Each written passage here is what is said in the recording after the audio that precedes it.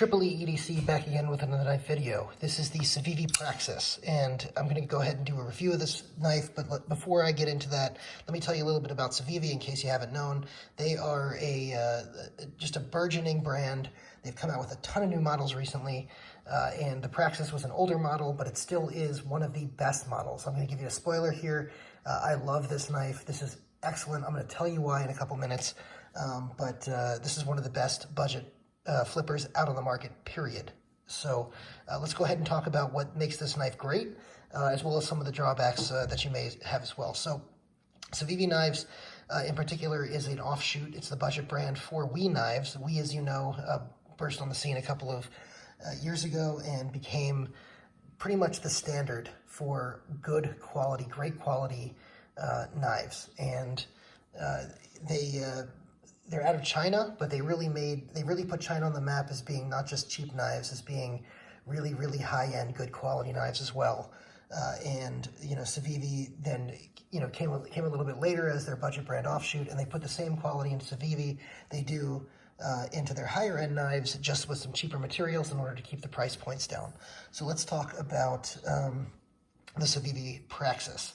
So as far as some size comparisons, let's also compare it to some other great budget knives. So you've got the CJRB Centros and the Ontario Rat 1. So you can see the blade on the Civivi Praxis is actually a little bit bigger than the Rat 1, even though the handle on the Rat 1 is bigger. And the CJRB Centros has a similarly sized handle and a similarly sized blade.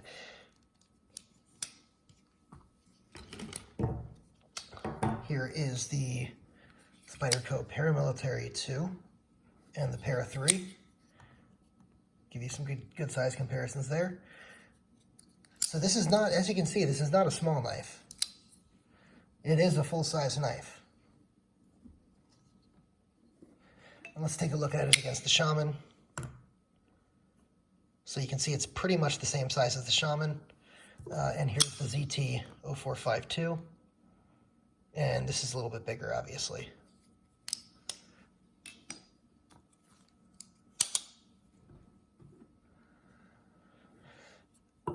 Okay, and just for good measure, another good standard that a lot of people own, the Benchmade Bugout. Okay, so let's talk about this knife. So what's good about this knife? So first of all, the materials on this are pretty good. I have to say, I'm genuinely surprised by them. This is a 9CR 18 MOV steel. It is it's an upgrade over 8CR 13 MOV, and it actually holds an edge pretty well. And this is G10 handle, stainless steel liners, but they anodize the stainless steel liners. In this case, it's gold with the green G10. The pivot here with the Civivi logo is extremely attractive, especially on a budget knife. The lanyard hole is out of the way, and the pocket clip is excellent here. It's got a nice deep carry pocket clip. It definitely shows as a budget knife in the pocket clip. It does look cheap. It feels a little bit cheap, but it functions great. The materials on the handle does not feel cheap, although I will say that the knife itself does feel a little light for, you know, being stainless steel on G10. And the reason for that is in order to keep the cost down, they're, you know, using thinner materials, but it doesn't really sacrifice because it's still an extremely solid knife, and I'm not that worried about it. It's not quite as solid as, say, the Ontario Rat 1, which you could probably, you know, run over with a truck a million times and would be fine. So it's not quite a tank level like this, but it is. It's going to get you through most tasks that you need to get through. It's got a nice thin stock here, which I can show you. Well, let's look at it against the Ontario Rat. So you can see the stock is thinner than the Rat, and let's also look at the stock on the Paramilitary 2 against it. It's a thinner stock than the Paramilitary. So you can see it's a pretty thin stock to begin with, and then there's a long, you know, ways to get to the edge, which means the thinness behind the edge. This is an extremely thin behind the edge knife, which is great. So the blade shape on this is fantastic. Makes for a great cutter. It's got that nice drop point blade with that very thin edge.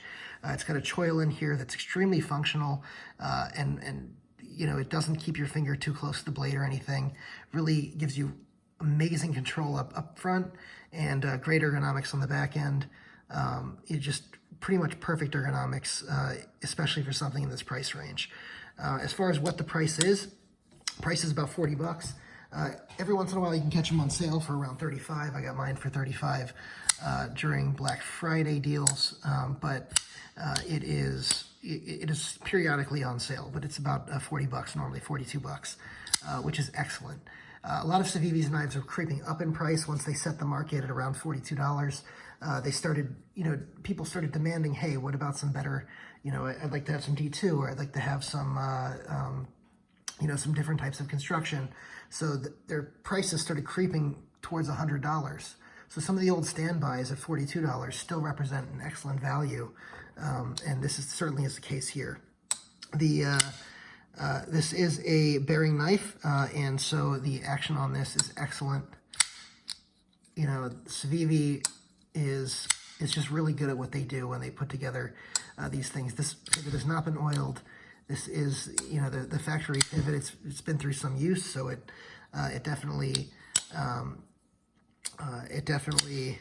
still functions great, and it's just really, really nice having this action in this price range. So yeah, I mean, I love this knife. This is, and honestly, if the CJRB Centris didn't exist and it wasn't $5 cheaper, I would probably say that that this is the best budget knife on the market. As it is, I usually tell people that CJRB Centris is, but the truth is that these are 1 and 1A as the best on the market. You can't get better than this for under 50 bucks.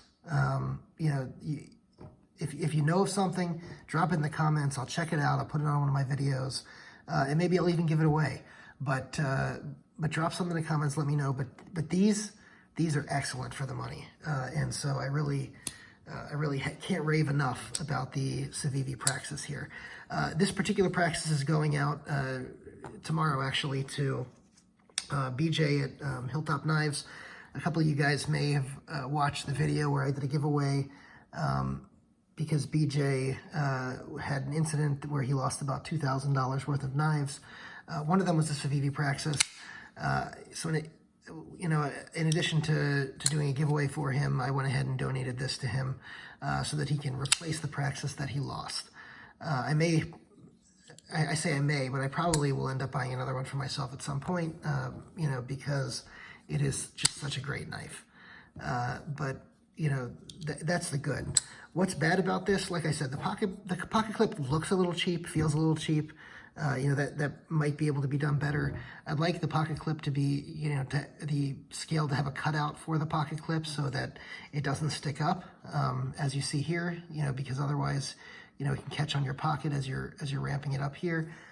A good example of a knife where, they've done that is, let's see if I can find one here.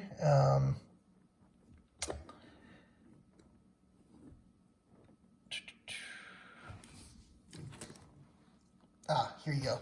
So